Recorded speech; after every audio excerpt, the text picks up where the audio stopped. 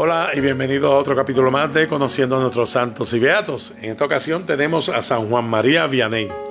Y continuamos que en el 1806 el cura de École M. Valley abrió una escuela para aspirantes eclesiásticos y Juan Bautista María Vianney fue enviado a ella. Aunque era de inteligencia mediana y sus maestros nunca parecen haber dudado de su vocación, sus conocimientos eran extremadamente limitados, limitándose a un poco de aritmética, historia y geografía, y encontró el aprendizaje, especialmente el estudio del latín, excesivamente difícil. Uno de sus compañeros, Matías Loras, después primer obispo de Dubuque, le ayudaba en sus lecciones de latín. Pero ahora se presentó otro obstáculo. El joven Vianney fue llamado a filas al haber obligado la guerra de España y la urgente necesidad de reclutas a Napoleón a retirar la exención que disfrutaban los estudiantes eclesiásticos en la diócesis de su tío, el cardenal Fesch. Vianney intentó sin éxito procurarse un sustituto, de modo que se vio obligado a incorporarse. Su regimiento pronto recibió la orden de marchar. La mañana de la partida, Juan Bautista María fue a la iglesia a rezar y a la vuelta a los cuarteles encontró que sus camaradas se habían ido ya. Se le amenazó con un arresto, pero el capitán de reclutamiento creyó lo que contaba y lo mandó tras las tropas. A la caída de la noche encontró un joven que le ofreció guiarle hasta sus compañeros, pero le condujo a Noés, donde algunos desertores se habían reunido. El alcalde le persuadió de que se quedara allí bajo un nombre supuesto como maestro. Después de 14 meses pudo comunicarse con su familia. Su padre se enfadó al saber que era un desertor y le ordenó que se entregara, pero la cuestión fue solucionada por su hermano menor, que se ofreció a servir en su lugar y fue aceptado. Juan Bautista María Vianney reanudó entonces sus estudios en École. En 1812 fue enviado al seminario de Veirieres. Estaba tan mal en latín que se vio forzado a seguir el curso de filosofía en francés. Suspendió el examen de ingreso al seminario, pero en un nuevo examen, 3 meses más tarde, aprobó. El 13 de agosto de 1815 fue ordenado sacerdote por el Monseñor Simón, obispo de Grenoble. Sus dificultades en los estudios preparatorios parecen haberse debido a una falta de flexibilidad mental al tratar con la teoría como algo distinto a la práctica. Una falta justificada por la insuficiencia de su primera escolarización. La avanzada edad a la que comenzó a estudiar, el hecho de no tener más que una inteligencia mediana y que estuviera muy adelantado en ciencia espiritual y en la práctica de la virtud mucho antes que llegara a estudiarla en abstracto. Fue enviado a École como ayudante de Valley, quien fue el primero en reconocer y animar su vocación, que le instó en perseverar cuando los obstáculos en su camino le parecían insuperables, que intercedió ante los examinadores cuando suspendió el ingreso en el seminario mayor, y que era su modelo tanto como su preceptor y protector. En el 1818, tras la muerte de Valley, Vianney fue hecho párroco de Ars, una aldea no muy lejos de Lyon.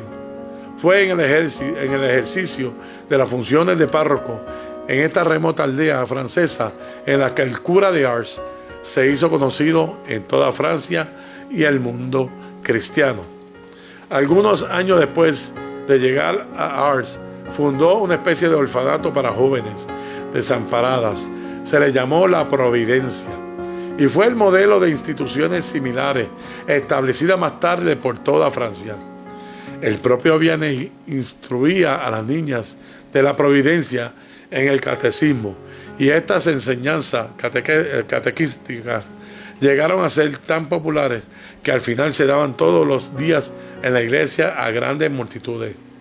La Providencia fue la obra favorita del cura de Ars, pero aunque tuvo éxito, fue cerrada en el 1847 porque el santo cura pensaba que no estaba justificado mantenerla frente a la oposición de mucha buena gente. Su cierre fue una pesada prueba para él. Pero la principal labor del cura de Ars fue la dirección de almas.